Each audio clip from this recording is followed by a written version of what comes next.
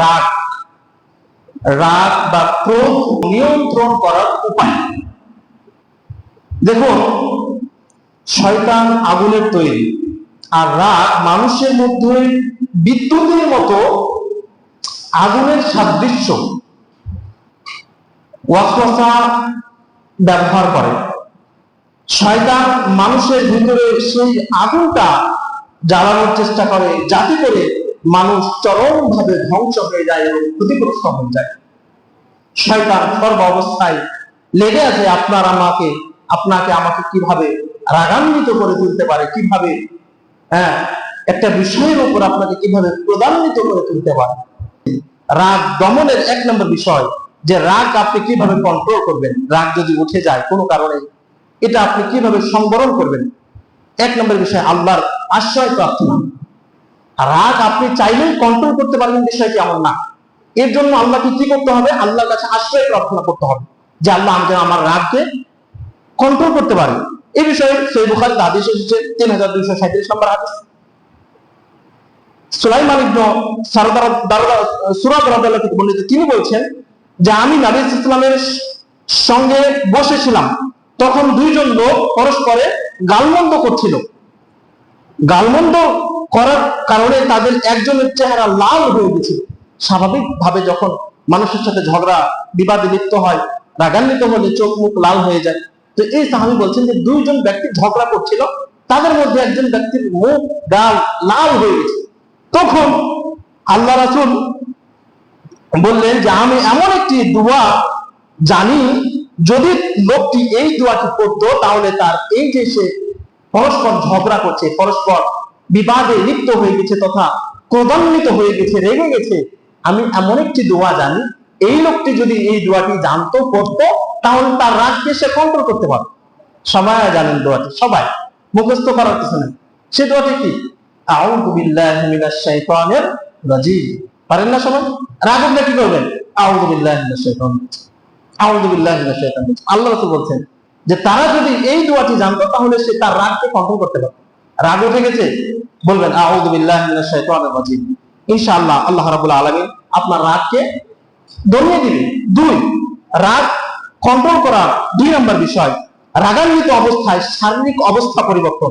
যেমন হাদিসে এসেছে যে আবু জার রাদিয়াল্লাহু আনহু বর্ণিত, তিনি বলছেন যে একদা রাসূল সাল্লাল্লাহু আলাইহি ওয়াসাল্লাম বললেন, যদি কেউ তোমাদের মধ্যে দাঁড়িয়ে থাকা অবস্থায় রাগান্বিত হয়, মানে দাঁড়িয়ে দাঁড়িয়ে আপনি রেগে আছেন, ঝগড়া করছেন, বিবাদে লিপ্ত হচ্ছেন বা রাগ উঠে গেছে, তাহলে আপনি কি করবেন? সে যেন বসে পড়ে। দাঁড়িয়ে আছেন, বসে পড়বেন, রাগ ইনশাআল্লাহ কন্ট্রোল হয়ে যাবে। যদি না হয়, সে যেন শুয়ে পড়ে।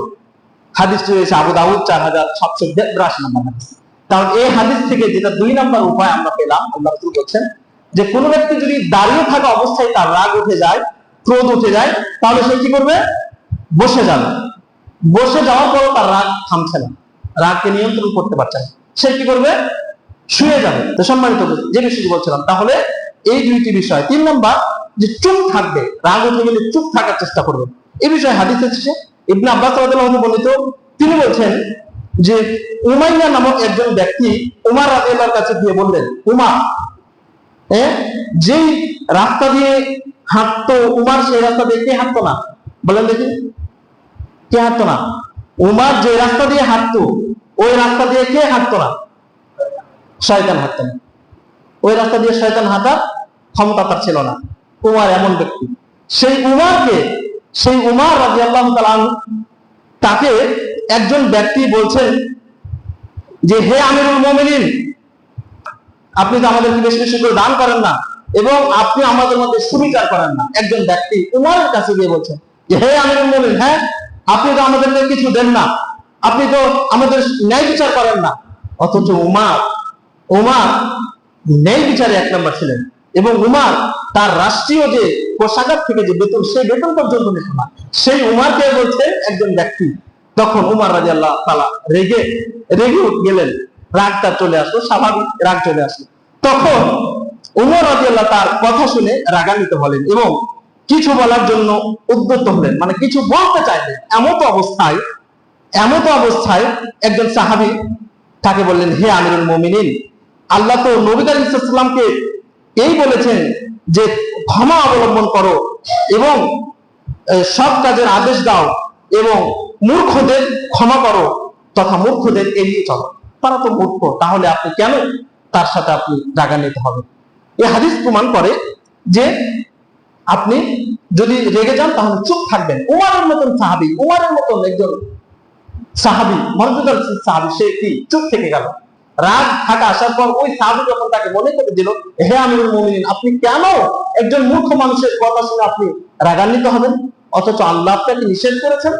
সম্মানিত উপস্থিতি, তাহলে এই যে বিষয়টা আজকে সংক্ষিপ্ত বিষয়, রাগকে কন্ট্রোল করার অনেক ফজিলত, এবং রাগ কন্ট্রোল করার যদি আপনি কি করবেন, আউযু বিল্লাহি মিনাশ শাইতানির রাজিম করবেন, এবং দাঁড়িয়ে থাকলে বসে পড়বেন, বসে থাকলে শুয়ে পড়বেন, এবং চুপ থাকার চেষ্টা করবেন। একজন আপনাকে গালি দিচ্ছে, আপনি চুপ থাকেন, চুপ থাকেন। আল্লাহর পক্ষ থেকে আপনার প্রতি বিশেষ রহমত নাযিল হবে।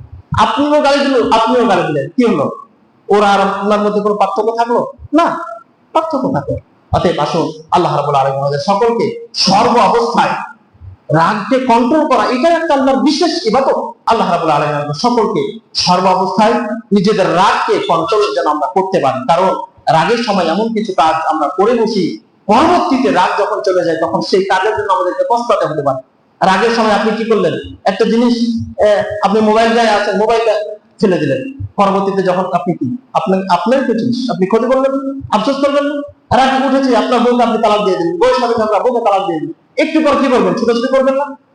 তাহলে এই যে পরবর্তীতে আমাদেরকে পস্তাতে হবে, এই জন্য আমরা সর্ব অবস্থায় চেষ্টা করবো নিজের রাগকে কন্ট্রোল করতে। আল্লাহ আমাদের সেই তৌফিক দান করুন। আল্লাহুম্মা আমিন ওয়া আখিরু দাওয়ানা আলহামদুলিল্লাহি রাব্বিল আলামিন।